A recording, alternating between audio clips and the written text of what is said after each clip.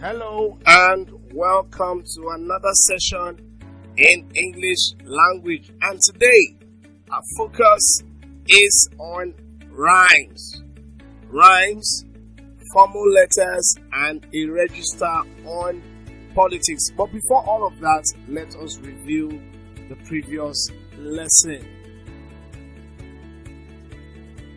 Welcome back. So we begin today's lesson with speech work, and under that we are looking at rhymes. Rhymes are words that have similar endings. Okay, they have similar sounds at the end or the final position. Okay, so any pair or two words that have the same ending sound, we say they rhyme. Any word that has the same ending sound, we say such words rhyme. Okay, so rhyme is also used in poetry, okay, to show a sequence of sounds, okay, of words that end or lines that have same sound ending. Okay, so let's start with the rhyme pairs we have below. So we have should and would. Even though at the initial stage, okay, we have sh here and would, okay, but we'll notice that they have the same ending, would, not spelling, I mean sound.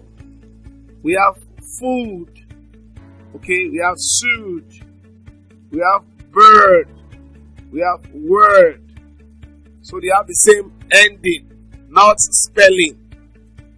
Okay, then we have laugh. So we have half here, and we also have calf here. We have ride, hide here. Then we have side. Okay, we have buy. We have sky. We also have eye here. We have head, head. We also have said, head. Here also we have no. We have O. Then we have ho. Then we have ball. We have call. So these pair of words are rhymes. They have the same or similar sounds at the end. Okay, we have catch, match, home and roam, invent and repent, return and burn, sweet. Now this word is sweet, okay, and this is also sweet. Please, they are homophones, okay, they are homophones. They have the same sound, pronunciation, okay, but their spellings are different and their meanings also are different. Then we have hearts and we have parts, okay. So let's move on to writing formal letters. Like you know, formal letter is a type of letter writing that you address to people occupying official positions. Okay, you write formal letters to people occupying official position, and it's otherwise called an official letter. Okay, so what are the features of a formal letter? First, you have the writer's address at the top right hand corner of the page. Okay, so we have 199. So this is a block T format. 199 Airport Road, Banjul, Gambia, 15th April 2021. Then we also have the receiver's address, which follows immediately after the date. You can see after my date, I have a comma after the month. Okay. Then we have the director, Fola Associated Enterprises, PMB, which is your private mail bag, 10016, Serekunda. Okay, so this is the receiver's address. Okay, you are writing to the office of the director of Fola Associated Enterprises. Then we have your salutation, dear sir or dear madam. And like I said, the S or the M should be written in an uppercase letter, what you call capital letter. Okay, then you put a comma after that, a compulsory comma, right, after your salutation.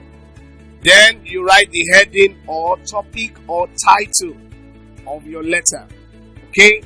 Then that comes immediately after your salutation.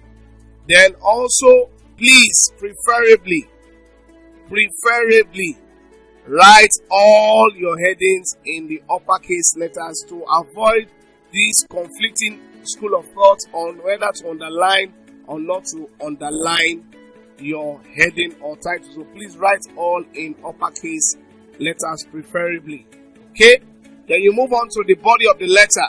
Okay? The body of the letter is where you go in details. And I told you in the body of the letter, you have to be straightforward. You have to be precise. You have to be exact. Okay? You don't use informal language. No slangs, no contracted forms. You must be polite and you must be formal in your language. Okay? Then after the body of the letter, you have the complementary clause, or what you call the subscript. And I told you that formal letters end mostly with yours faithfully, with the Y under yours written in uppercase letter. Every other letter there is on the lower case. Then you follow that with a compulsory comma. Then your signature first before your full name, not first name. Your full name, which is your surname and your first name. So we move on to the next thing, and that is register on politics. So we want to see a few words that are associated with politics. When you say government, government is an act or process of governing.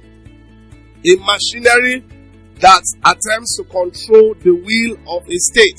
We call that what? The government. Then we have what is called politics.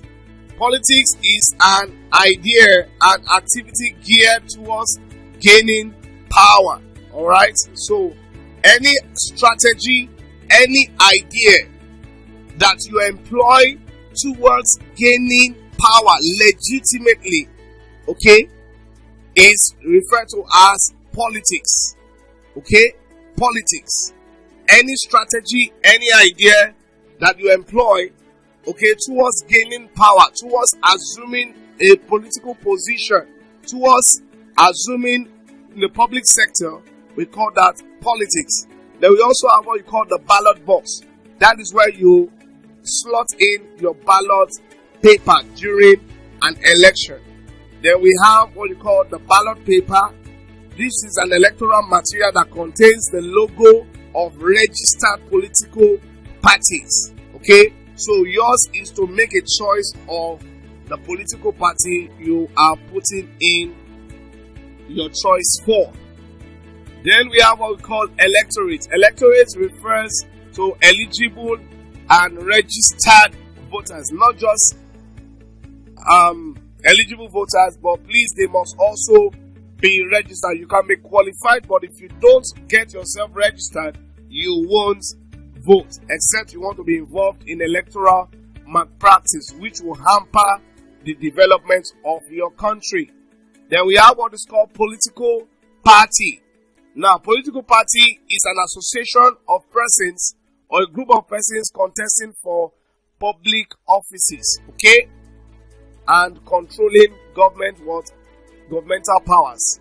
So that's the essence of setting up or forming political parties. Then we have election, which is, a situation where people vote or choose who represents their interest in public offices for a fixed tenure of office. Then we have a candidate. A candidate is a person who runs for a public office. That is, a candidate is somebody who has been nominated.